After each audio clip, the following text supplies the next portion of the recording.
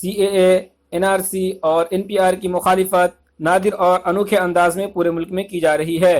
भोपाल शहर के इकबाल मैदान में चल रहे सत्याग्रह में स्कूल के मासूम और नन्हे बच्चों ने अपनी प्यारी आवाज़ में अल्लामा इकबाल की मशहूर नज़्म सारे जहां से अच्छा हिंदुस्तां हमारा गुनगुनाया।